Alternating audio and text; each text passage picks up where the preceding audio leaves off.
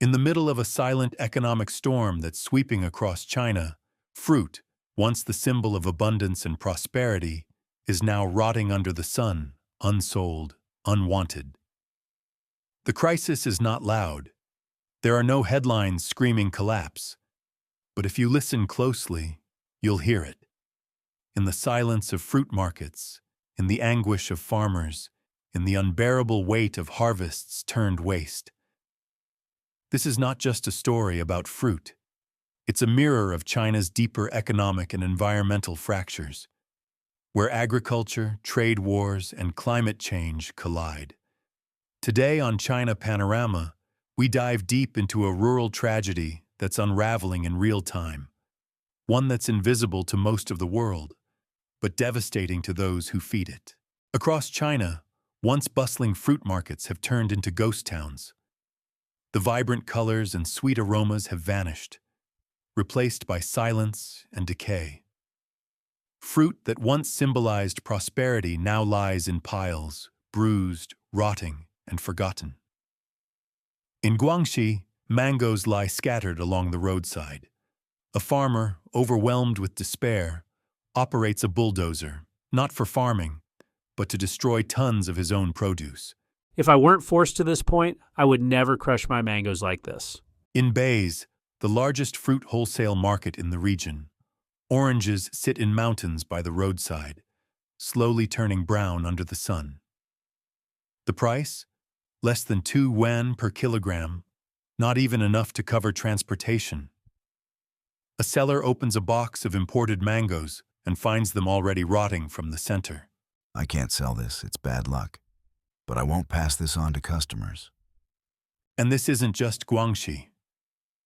In Yunnan, Hainan, Hunan, everywhere from tropical orchards to highland farms, fruit is rotting before it even reaches the stalls. Farmers face a vicious cycle. Drop prices and still no one buys. Keep prices high to preserve quality, and consumers turn away. Either way, the result is the same: loss.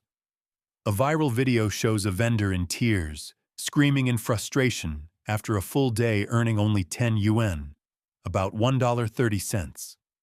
In that moment, he hurls a basket of peaches to the ground. All his labor wasted, his dignity shattered. These stories are not isolated. They form a chorus of silent pain across China's agricultural heartland, a crisis that's growing by the day, but buried beneath the surface of official narratives. And compounding the problem is the ongoing US-China trade war, which has cut off one of the largest export markets for Chinese fruit. The United States, once a major buyer of Chinese apples and citrus fruits, has imposed high tariffs and strict inspection protocols. These barriers have made it nearly impossible for Chinese farmers to export their produce across the Pacific. Without access to American consumers, farmers are left with growing stockpiles, plummeting prices, and rotting harvests. The global trade standoff is no longer just a diplomatic dispute. It's a daily disaster for those who depend on exports to survive. With images of wasted fruit and dying crops flooding social media, public pressure has forced Beijing to act. But are the responses adequate or merely performative? The central government has announced a series of emergency relief measures. These include subsidies for farmers, tax exemptions, low-interest loans, and even direct food purchases from unsold inventory. In Hunan and Guangxi, provincial governments are buying tons of unused fruit and distributing it to schools and hospitals. The Ministry of Agriculture has also launched a new rural revitalization plan aimed at improving cold chain logistics, expanding domestic produce markets, and encouraging e-commerce platforms to support local farmers. Officials promise that these steps will restore market confidence, but on the ground, many farmers aren't buying the optimism. One orchard owner in Guangdong says the promised subsidies never arrived. They told us we would get support, but it's all just on paper. We are still losing money every single day. Others report complex application procedures, corruption in local disbursement, and delays that make the aid irrelevant by the time it arrives. What good is a loan when I've already lost the entire harvest? One grower asks. Social media has exploded with viral videos showing rotten fruit being dumped while bureaucrats cut ceremonial ribbons at aid distribution events. Many Chinese citizens see these photo ops as face-saving tactics rather than real solutions. Moreover, rural farmers argue that the crisis is not new, it's just finally visible. For years, small-scale agriculture in China has been squeezed by rising land prices, falling crop prices, and competition from cheap imports. The current crisis has merely exposed the fault lines. Some critics blame China's urban-first economic policies, which prioritize city development over rural sustainability. We're treated like an afterthought. They only care when it's already too late.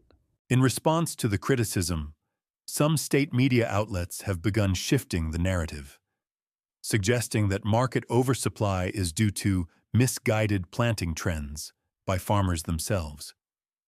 This has sparked outrage. They encouraged us to grow these fruits for years. Now they blame us.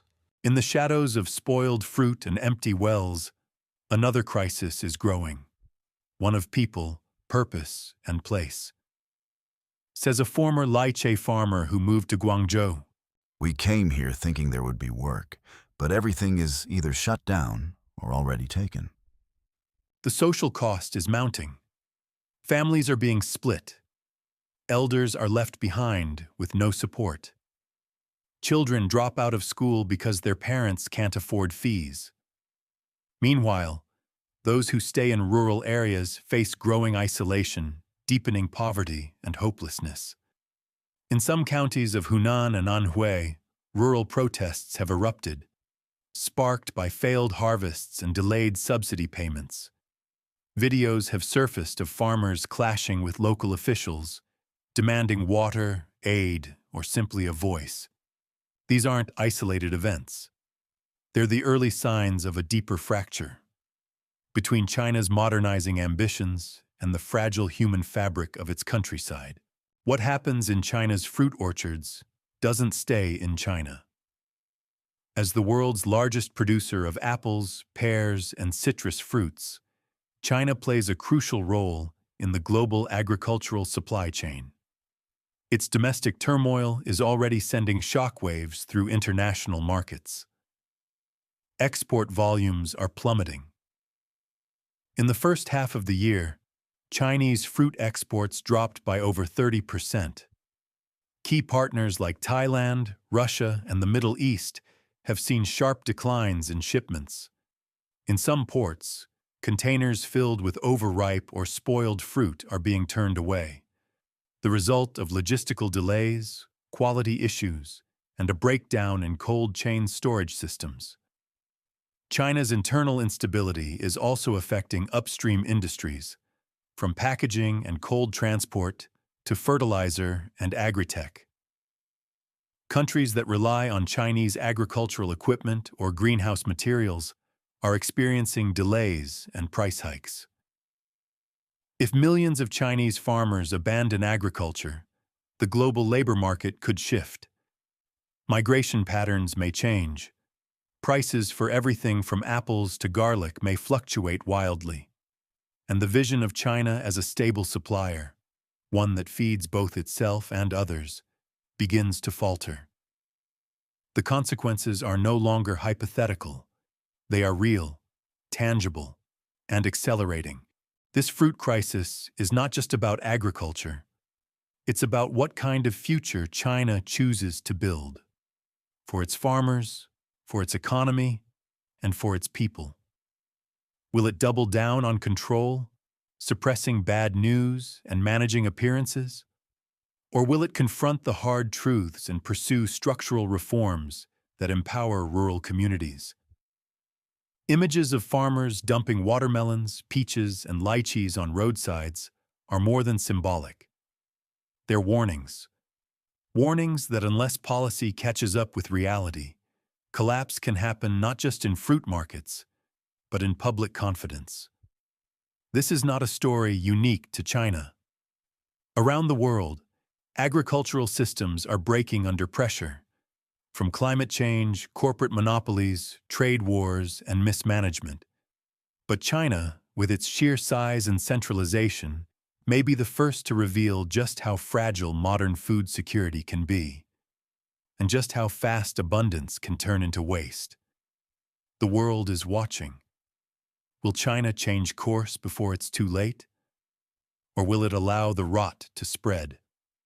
Only time and the decisions made today will tell.